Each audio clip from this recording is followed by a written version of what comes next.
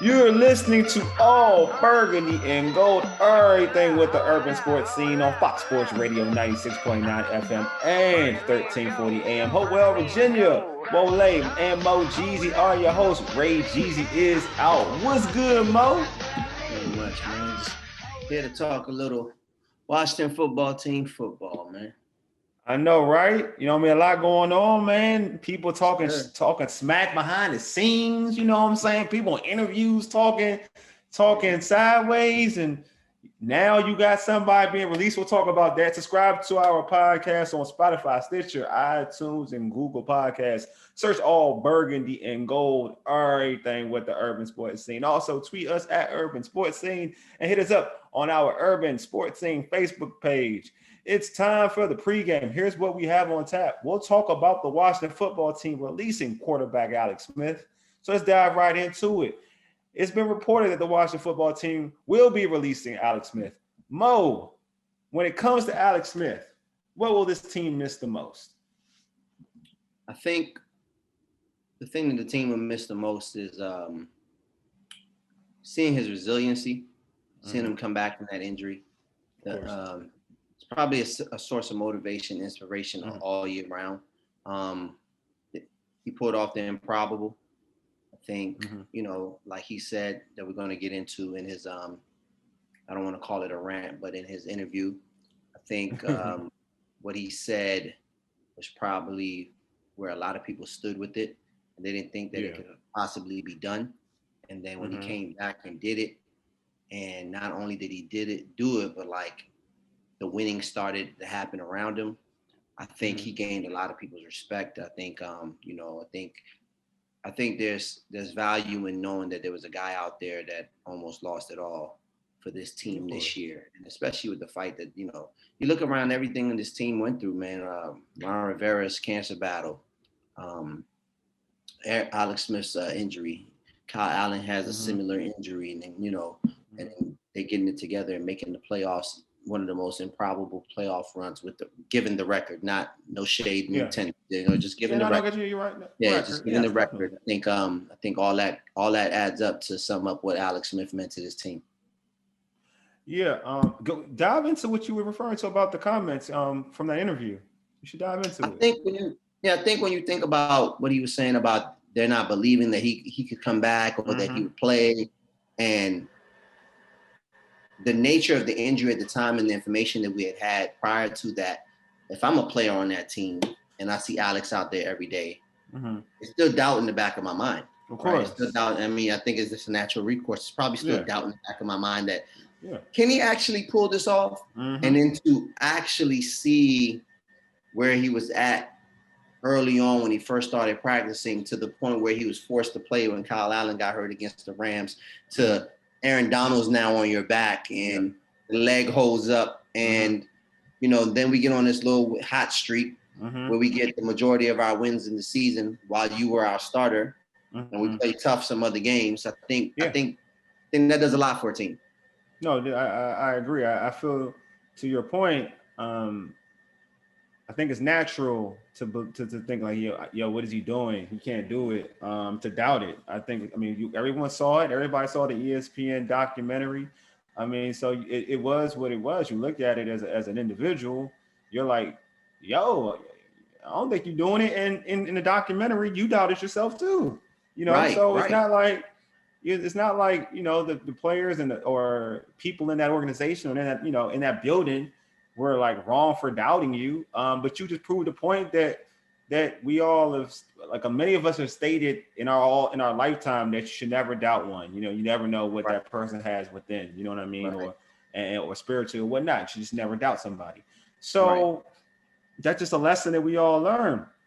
But I think it can have a positive effect on a team though. If you're on a team, and you're a rook or you're a young guy, and you see this guy going through this every day.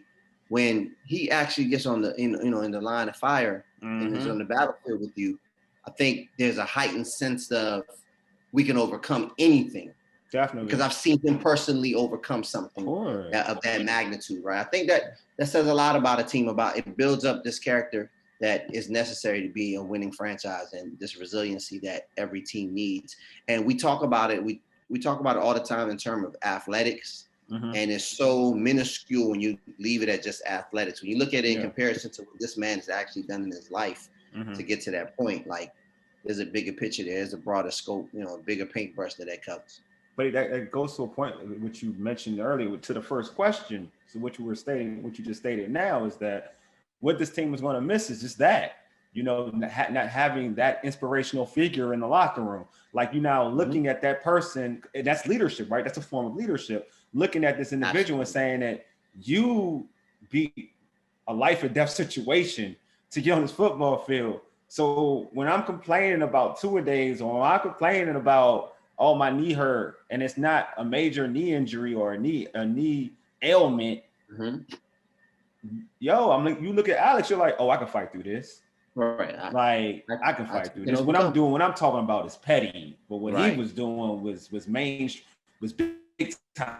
So I can fight through that. So you're missing that element. So that's something to me that this team is going to miss. They're going to miss that leadership, that inspirational figure in the locker room. And also in terms of winning football games, I mean, it is what it is.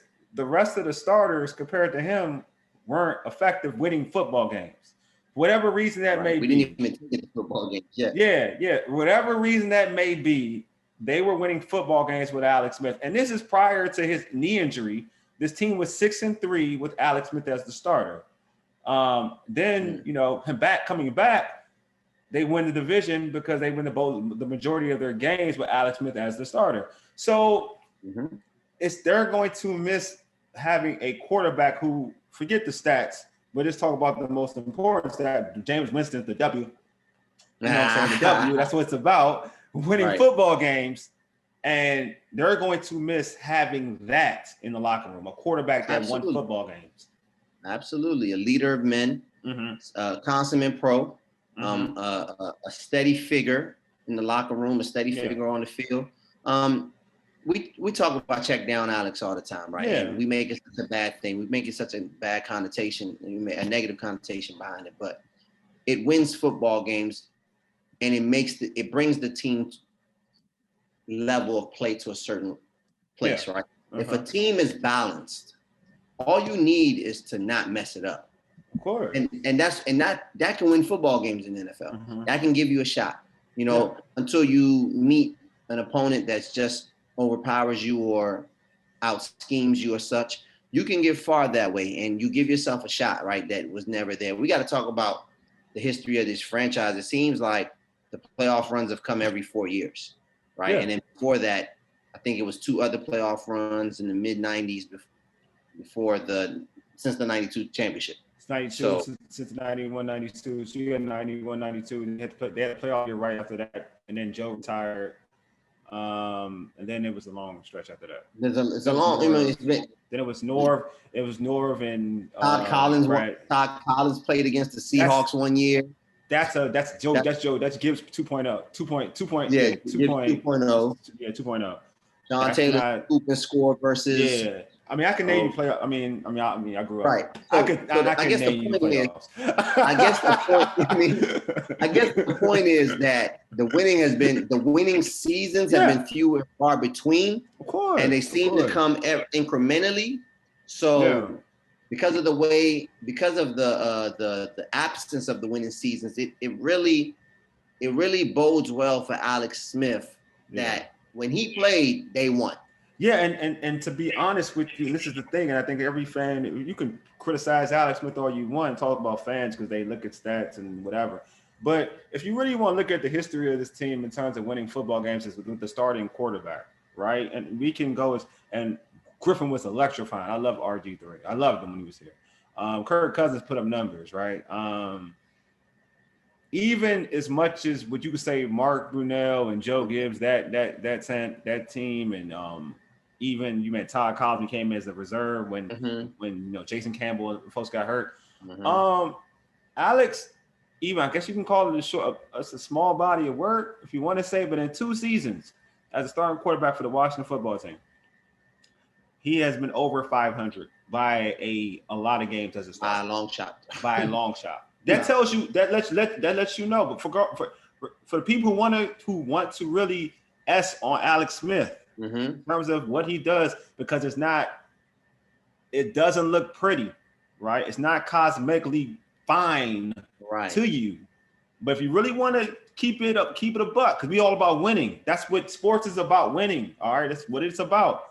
Alex Smith as the starting quarterback, 6-3 before that knee injury. I want to say when he's as a starter, I want to say 5-2 or something as a starter here. This but it's 5-2. I want to say 5-2, but I could be wrong. 5-2 or 5-3. I think didn't he start the last game and they won every game he down the stretch. So, but the Eagles he started, he won. That's the last game. He started, so, but he didn't finish. No, he finished the Eagles game. The San Fran game he didn't finish, but it's a start, so you want to call it. So it's a start. So he won that, that's how they got the win. He got the win. It's a start, you know what I'm saying? So we're going to like Dwayne closed it, but Dwayne didn't do nothing to add. You know what I mean? So he left with the lead, put it that way. Right. So if you want to look at it, about 5-2, and I come from 5-2 is a start. So that's 11-5. 11-5 is a great season. Bruh. What are we? So I'm just saying, like in a short body work, the dude is won you football games a lot and in a high clip. So that to me is his legacy here, regardless of the season or the conference, division, or whatever. For this football team, his legacy here is that, it wasn't sexy. It wasn't sexy, but he won.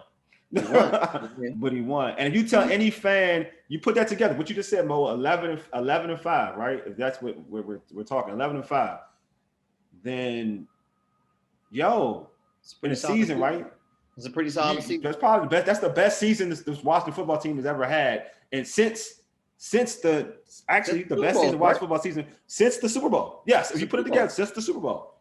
So so when you look at it that way, I think that we gotta give him his flowers. He has a legacy of giving you a chance to win, giving you a chance to win and winning. Yeah. So that would be his legacy here for me. You know what I'm saying? That would be his legacy. I guess the main part of his legacy would be obviously overcoming the comeback. Injury, right? Absolutely. I think there's a lot to say about that, especially in the nation's capital, where we're here and we're home to a lot of vets, a lot of military personnel. I think that story is inspiring. The way he rehabbed, the organizations that helped him rehab, the connection he has with the military in terms of that, the connection that the team has with the military, the connection that Ron Rivera has with the military. I think when you think about that, you think about all of that together. I think his legacy is a little, his legacy is a good one. His legacy is a good one. And he transcends the football field, right? Definitely. It's not just limited to the football field, even though he's a football player. I think you and Ray Jeezy were talking about in a couple of earlier shows that he probably has a future as a inspirational speaker. He has a future as doing something like that, telling his story, motivating others, and going on that run if he doesn't choose to be in coaching, because every coach that has coached him has said great things about his mind and his acumen. If he doesn't choose that, I think the interview came at a time where he knew the writing was on the wall. I don't think that this information was new to him. He knew he was getting released. I agree. Right. So I think that was an opportunity for him to put it out there, and just put something that he probably felt out there without knowing that was going to be the outcome, and getting to tell his side of the story. So no, I'm with you. No, I agree. I think he knew it. I mean, I feel he's not going to mess up the bag if he didn't know that situation. Because at the end of the day, and we talked about this before, regardless of how one may feel about the organization or whatever, this team is probably the only team that you can pretty much say that Alex had a good chance to start, to start, and you're not going to ruin that. That you're not going to ruin that, right? Because if you look at the landscape of the NFL, you're not going to ruin that and say I can start there, because you don't have no leverage. I can start there. You don't have any leverage here. At least here, you will compete for a starting job. Like you will legitimately compete for a starting job if you stay there. Like you will. I think for the first for the first time in a long time, I want to say the last 2 years, if you count this year, we have a surplus of quarterbacks compared to teams.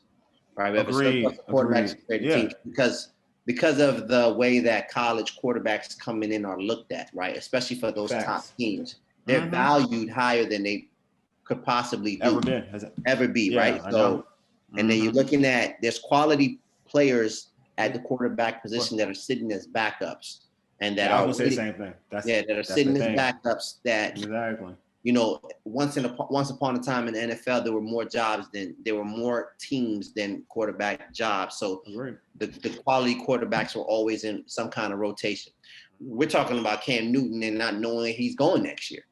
And you know, yes, last year was a down year for him, but we're talking about Cam Newton and not knowing where he's going last year. We have this influx of new young talent, and you know, once you get new young talent in, they don't quit on them immediately. Yep. So there's a bunch of quarterbacks that are under the age of 25 in the NFL that are ripping and running, and we know the influence of the college game has also changed the nature of football in the NFL. So definitely. Alex Smith saying that he knew the writing was on the wall, so that's why that came out. So I try to tell folks, like, the reason why he was talking out of pocket, you want to call it out of pocket, was because he knew, like, hey, they had the discussion, they had the conversation. No one's going to been already broached, they didn't have discussion. He's been approached, he knew the deal. He knew the deal already. Posted on Facebook about the legacy, and also what will you miss about Alex. And on Facebook, my man Mike Nichols said his legacy will be his comeback, and the most will miss is the 6-3 record leading the NFC East before he broke his leg. So like I mentioned before, like they were 6-3 before he broke his leg. But he won football games. There's one thing you can't take away that dude. He won football games, and also I wanted I think as a starter, and I saw this stat, which is amazing. As I thought about it, but again, it's putting two seasons together. He's undefeated against the NFC East. Wow. Yeah, he's undefeated against the NFC East. Wow. He beat Dallas all the time. He beat Dallas every time he played Dallas. Mm-hmm. He beat the Giants. He beat Giants once. No, he didn't get a chance to play the Giants. The first year he didn't play Giants. He played Giants the first year. Not this year, but his first year. He played Giants the first year. That would be 2 years ago, right? 2 years ago. Yeah. Mm-hmm. He's beat everybody in NFCs. He's beat everybody in NFCs. Yeah, he split. So, but he didn't play. But he didn't play the second game. But he played that first game. He split. So because what's his name played that game? Mark Sanchez played that game. Mark Sanchez played that game because I was in Nigeria. I remember I was in Nigeria. So I had the stats. I had the stats fed to me.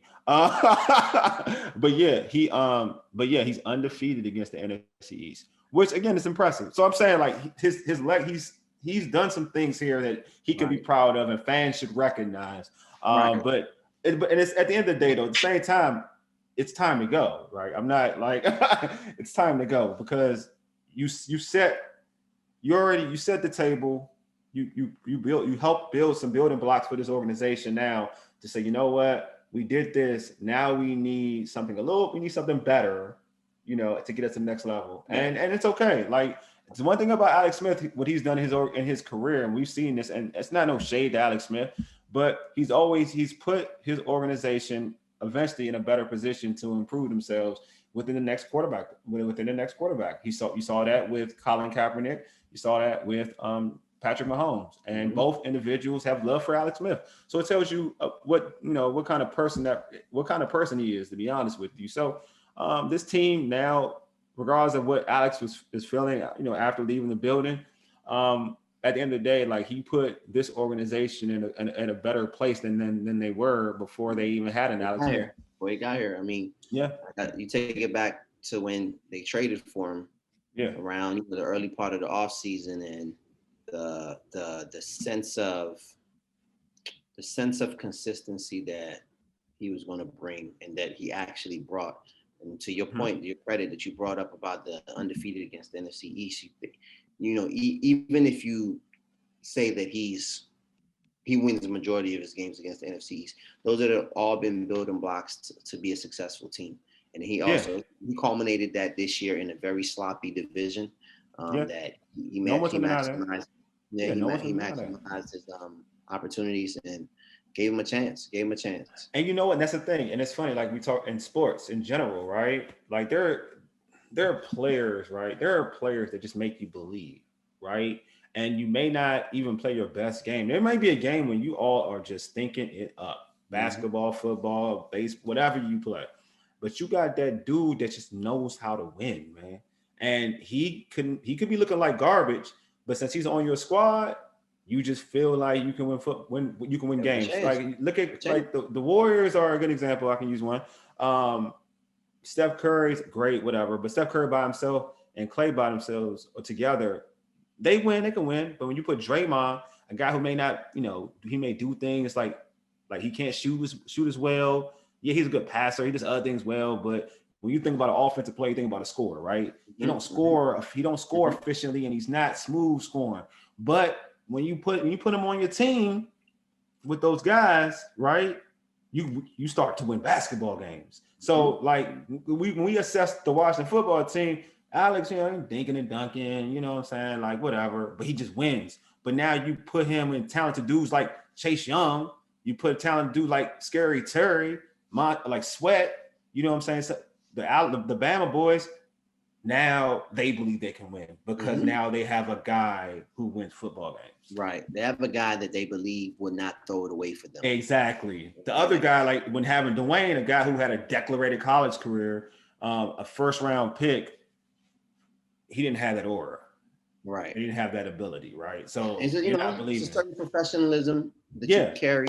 Yeah, that's that it starts during the week. It starts during preparation. It's just not on Sundays. So when you guys are lining up and you're doing 7-on-7 and 11-on-11 or first versus first, and you see that guy over there, and it's that common effect, that he knows where he wants to go. And I tell people that all the time. Alex Smith may not made the biggest plays in the world, but he made timely plays. He made timely plays and timely throws that wouldn't let leads extend too far, wouldn't let drives stall out.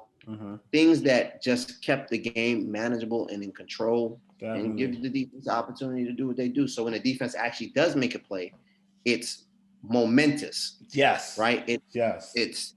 It's like it breaks the back of the other team. Like when Chase Young, they're in that game and Chase Young gets the fumble and he houses it. Yeah. And he houses it. Once he houses it, it just everybody on the sidelines like, we're not losing no more. Right? Yeah. Like it's cool. So he has that effect on everybody. Definitely, because it's all about, again, when we're about to close the show out, it's all about complementary football, playing complementary football. And if you got a guy like your defense makes a big play and you don't, on the other side, you're not worried about your quarterback turning the ball over, just like, like it's like easy money, you feel better. Like, so when you make that big play, you like, it's over. Because he ain't turning the ball over. He not giving you a situation where you're going to score off of him. And we know you're not scoring off of us. You know what I'm saying? Now you feel good. Like, you feel good. It's what Ray Lewis used to tell Trent Dilfer and all them. Like, you don't mess up the money, bro.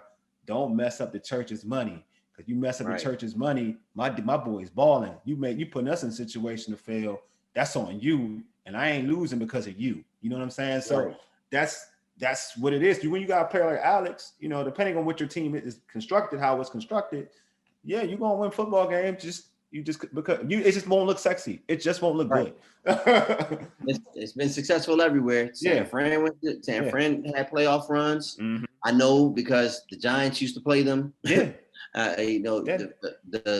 Kansas City Chiefs made it to every level of the NFL playoffs while he was there. And then, ultimately came here, turned a team that hadn't made the playoffs in 3 or 4 years into a playoff team. I would like, because I've always, and it's funny because, people who know me, I've always liked Alex Smith. Like, I've always been a pro Alex Smith guy. Like, I felt for him in San Francisco, even when Cap took his spot. I felt even that year he got benched, I was like, he was actually balling before he got benched.